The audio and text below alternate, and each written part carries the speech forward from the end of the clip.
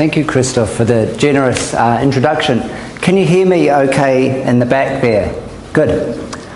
No mai haere mai ki te kōrero nei ko James Beattie taka ingoa.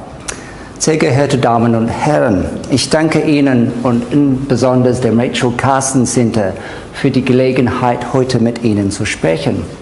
I'll continue in English, I'm sorry.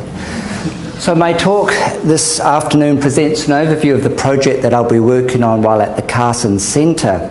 And this is a book that explores Chinese resource demand and the role of Chinese people in driving environmental transformation in the Pacific from the late 1700s to the early 1900s. So essentially my project's divided into two parts. The first of which explores how China's resource demand drove Europeans and Americans to search for Pacific products to trade with that country, and how that search created explosive boom and bust resource frontiers that had interlinked environmental, political, epidemiological and cultural changes as trade connected up formerly separated peoples, resources and places. Next, and this is where most of my talk will focus on, I show how British colonisation and newly opening resource frontiers in the Pacific created opportunities for enterprising Chinese to work in this region. As gold miners, market gardeners, and a myriad other occupations, I show how Chinese people, as well as China's ongoing resource demand, contributed to the great acceleration of environmental change in the seas and lands of the 19th century Pacific. So my talk emphasises the boom and bust nature of this resource development, but it also stresses the integration of Chinese entrepreneurs with colonial elites, as a way, if you like, of complicating the dominant picture of Cantonese in the Pacific as solely being labourers. When it comes to writing about the topic, generally speaking, environmental historians and other historians have emphasised the primacy of Europeans and European capital in driving environmental exploitation, a story that I wish to complicate with with the book that I'm working on. So this particular map projection, I think, is really useful in helping us reorientate the way we think about China. Now, traditionally and quite accurately, China is portrayed as a land empire, but for the peoples of coastal China, their frontier wasn't the hills and mountains, the steppes and rivers of inland China and beyond, but the islands and communities, the plants and animals around the Pacific and Indian Ocean, something I think that this projection particularly portrays. As Ryan Tucker-Jones has observed, and Ryan's somewhere in the audience here, China's demand and Europe's desire to meet it transformed the Pacific into the world's larder. It essentially expanded China's resource frontier from the Southeast Asia into the Pacific. China's bustling, polyglot trading port of Canton hoovered up Mexican and South American silver, English and Indian textiles, Pacific sealskins, furs, sandalwood, beche de mer, and countless other products from the Pacific.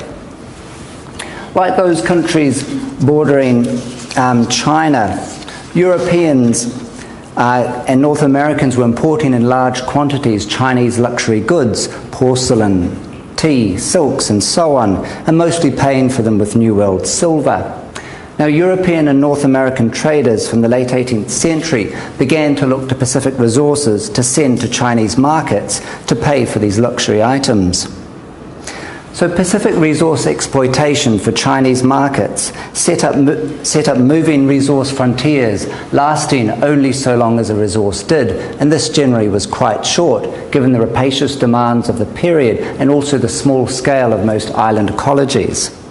So in this process, islanders commonly gained new technology as well as economic, trading and travel opportunities, but invariably experienced high mortality rates and also later European colonization, European or American colonization, I should say. Sealing, sea cucumber collecting and sandalwood getting illustrate the impact of China in the Pacific. And because they're relatively well studied by a number of historians, I won't dwell at length on this side of things. But the first one I'll discuss is sealing, and this for the purposes of the story, centres on the South Pacific. Here, as elsewhere, the story is a global one, where a conjuncture of European exploration and imperialism, coupled with developments in Asia and the Pacific, opened up new resource frontiers, helping to link formerly disconnected people, places, markets, and merchandise. The establishment in 1788 of that great Australian experiment, the Botany Bay Penal Colony, gave American and British traders a base in the Southern Ocean from which to exploit the marine resources of the Pacific for markets in Europe, North America, and China. Traders sent air-dried sealskins to Canton, where furriers made garments from the thick fur, using the guard hairs left over to make cheaper felt hats. How then did this system work? Essentially, European and American vessels dropped off sealers in remote locations, very often for months at a time, coming back if they remembered and if they were able to pick them up, as well as collect their dried and prepared sealskins. Contemporaries describe the grim business of what effectively was a destructive war against seals, as Baudin describes them. Contemporaries also describe seals unaccustomed to human contact, apparently willingly going to their end. And this is the region we're talking about here, in the Southern Ocean. Despite warnings from the likes of Baudin and others, by 1802, sealers had decimated the Bass Strait rookeries. And the Bass Strait, of course, is that area between Van Diemen's Land, or what we call now Tasmania, and the continent of Australia. After exhausting these supplies, they then turned their attention to New Zealand and the islands lying around it, moving from one rookery to another as a resource was exhausted. The large number of skins that were collected and sent is simply staggering and explains the rapid exhaustion of seal populations. Indeed, Rhys Richards, a historian, has estimated that something like 7 million seals were sent to London as well as Canton markets from the late 18th to the early decades of the 18th century. I beg your pardon, from the late 18th century to the early decades of the 19th century. In New Zealand, both Māori and foreign crews took part in the killing, and the lengthy onshore stays of sealers led to relationships developing with local people. Contact brought new iron tools, animals and foods, most especially the potato, so beloved of Germans, which revolutionised diet and settlement patterns among southern New Zealand, but also brought disease and other unwanted impacts. Indeed, potato growing above all else sedentarised what had been a system of shifting resource use. I must confess here to a personal story, if I can work out how to use this thing. Oh, there we are. This Rakiura, or Stewart's Island, is an island there that's known in English as Codfish Island or Whenua Hou. And it was through liaisons in the late 1810s and 20s that my wife and our children can date their Māori ancestry to. So it's a really interesting and personal story, especially for my wife's whānau. So sea cucumbers and sandalwood, often exported together, experience similar boom and bust histories to sealing. This is a picture of the island on a nice day, a rare nice day. Sea cucumber is a marine animal eaten and used as an aphrodisiac in China. So prior to European interest in it, China had obtained most of the sea cucumbers from Southeast Asia, in addition to Northern Australia via traders there. So Europeans and North Americans became interested in this resource in the late 18th century. They also collected other commodities like shells and most especially sandalwood. The sea cucumber trade varied by extent and timing, but encompassed most of the Pacific at one stage or another, as one resource was exhausted after another.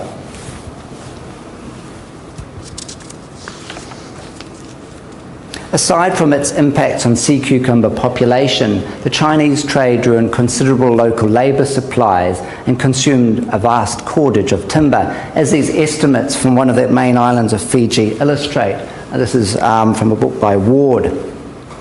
As many as 200 people could be employed finding sea cucumber, with a further 100 collecting firewood and an additional 50 employed to keep the fires burning, which of course were necessary part of the process in drying the sea cucumber and in preparing it for export.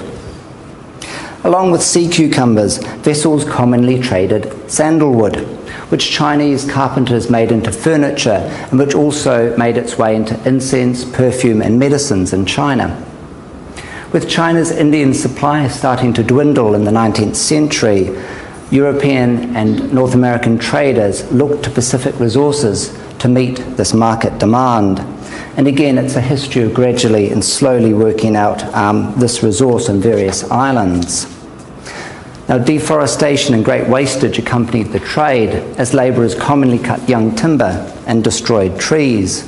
And like bêche de mer, sandalwood extraction required a large labour force, and this, the control over it and the access to resources, could benefit local rulers, of which, of course, the most famous example is King Kamehameha I's control of the sandalwood supply and labour supply on Hawaii, which enabled him to consolidate power and which led to a series of demographic political changes on the island.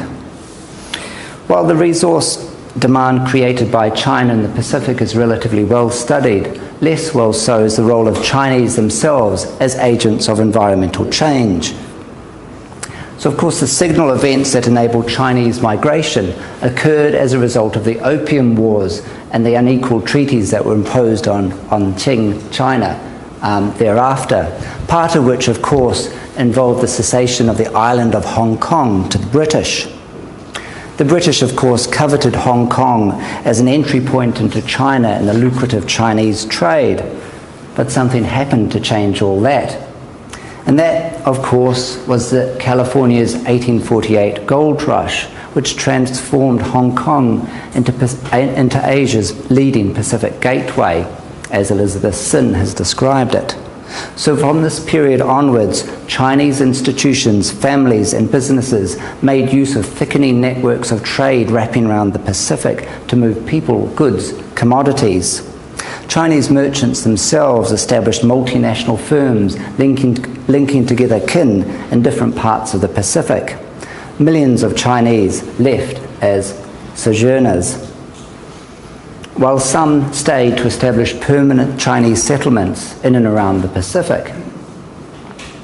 So obviously it was gold that first attracted the Chinese to these areas. They'd move on from one gold field to the next, or if they made it rich, they'd return to China. In between times, they'd return home either to marry or also to encourage other kin to join them in their enterprises in and around the Pacific. Most Chinese in this period were engaged in alluvial gold mining, which involved picks and shovels, pans, and also cradles, which is shown here in the picture. This suited the highly labour-intensive but low capitalisation of most Cantonese ventures, although some Chinese also participated in hydraulic sluicing and even quartz mining, both of which required considerably more capital to enter. So Chinese gold mining, like that undertaken by Europeans, contributed to large-scale and local environmental changes, from waterway pollution and soil erosion to ecosystem loss and geological change, of which this slide is but one example. Chinese in particular were valued for their role and skills in constructing waterways, skills that had been honed over generations of living in the Pearl River Delta. Private settlers, as well as government officials in Australasia, would often give Chinese contracts to develop sludge channels and waterworks, as this example here attests.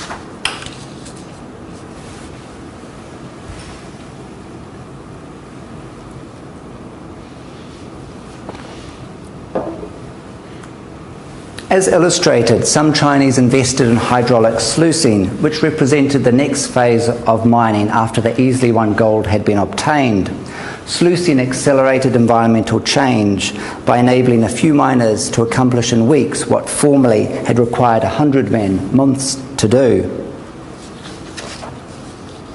And in Australasia too, and this is just a particularly graphic example of the impacts of hydraulic sluicing. And you can visit these sites today and they're largely unchanged, albeit with some vegetation growth on the top. And as you can appreciate, there was a great tension between agricultural and pastoral development and mining interests. In Australasia, Chinese miners adapted technology from their homeland as well as from Europe and North America. One of my slides has disappeared, so I'll describe it to you. For example, a popular device many Chinese in Australasia used for dewatering an area or for adding water for irrigation was a so-called Chinese or Californian pump, which could be driven by water or by pedaling. Another major innovation, here we are, this is the Chinese pump on the right, and a traditional system for carrying fruit and vegetables. Others were at the forefront of technological innovation. For example, Choi Soo Hoi introduced and adapted Euro-American and Chinese technology to New Zealand and developed an innovative dredge that was copied throughout the world, but which more particularly led to a second major mining boom in New Zealand from the 1890s. And like the hydraulic sluice, this technological innovation, effectively a mobile gold processing plant, dramatically accelerated the efficiency and surface area of land that could be worked, with resulting environmental impacts. So although relatively short-lived, the mining booms of Victoria, Otago and the rest of the South Island have left a legacy of environmental disturbance, altered landscapes and hydrological change, to the extent that in Victoria, mining transformed the very hydrology of that state. And what particularly interests me is the environmental views and belief systems that the Chinese brought with them, and which they used to help explain the environments they encountered throughout Australasia.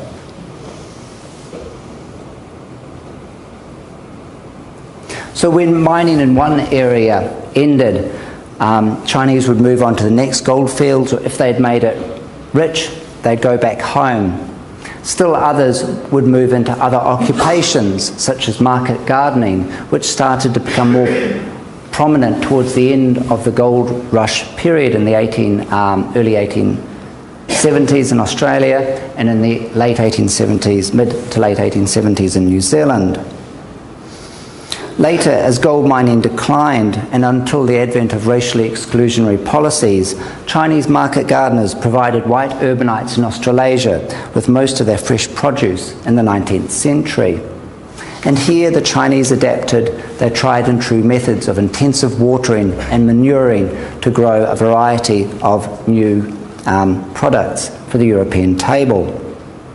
So as well as working as market gardeners, many Chinese pioneered fruit growing and introduced a variety of edible and ornamental species into Australasia from China.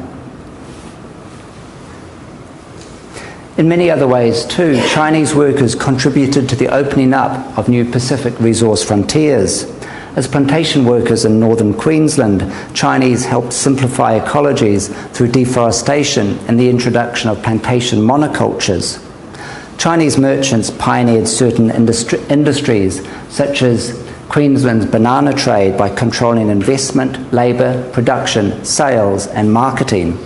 While in Hawaii, of course, the Chinese merchants there had pioneered the sugar industry. Cantonese workers also provided the labour force to mine Pacific phosphates, which provided fertilisers vital to the agricultural boom in Australasia and Britain in the late 19th centuries. And we could go on talking about the role of Chinese navvies, not only in building the railroads in the northwestern Pacific, but also throughout Australasia. Whether as indentured labourers or merchants, Cantonese drew from their own extensive migrant networks, yoking them onto colonial systems. And in places like New Zealand, as I will show, some naturalised Chinese made extensive and effective use of colonial financial and legal systems to develop land and other resources, and to set up networks linking up people, markets and products in one part of the world with those of elsewhere. A classic case in point is this man here sitting in the middle of his family portrait, Tu Chong, who arrived in New Zealand around 1867, aged about 40, via the Australian goldfields and before that Singapore. And in New Zealand, Chu Chong developed a thriving business which involved the collection and drying of an edible tree fungus which grew abundantly in rotting logs in New Zealand's North Island forests. Realising its potential value in China, where it was prized in cooking and medicine, Chu Chong returned to his homeland to secure a market for it.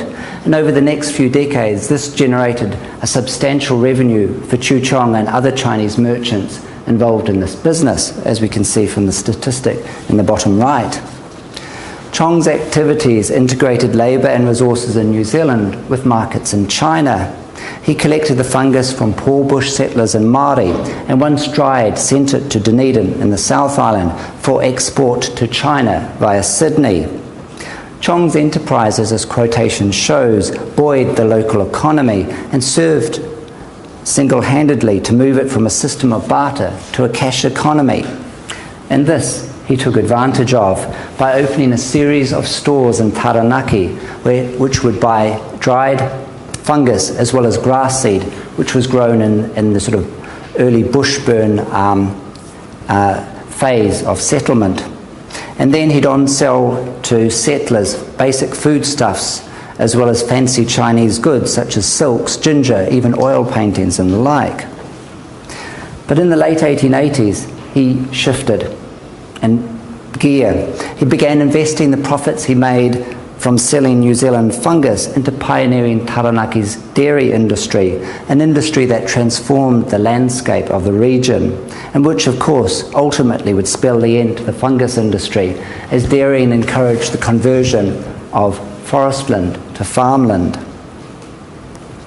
Chu Chong invested in the very latest technology, bringing in separators and other equipment from Scandinavia, but he also innovated, developing his own hydroelectric power stations and particularly unique kinds of ways of keeping the butter cool until it could be sent to market. Chu Chong also introduced a key innovation which is now characteristic of all dairying, which was share milking, so he could control the supply of milk to his factories. Intriguingly too, he also custom designed the packaging of his Jubilee product, as he called it. And in this, Chu Chong produced a distinctive export brand that appealed to British sensibilities and was, of course, moreover, named in honour of Victoria's Jubilee. Dairy factories like Chu Chong's acted as bridgeheads of environmental and social change in the lowlands and of South Taranaki.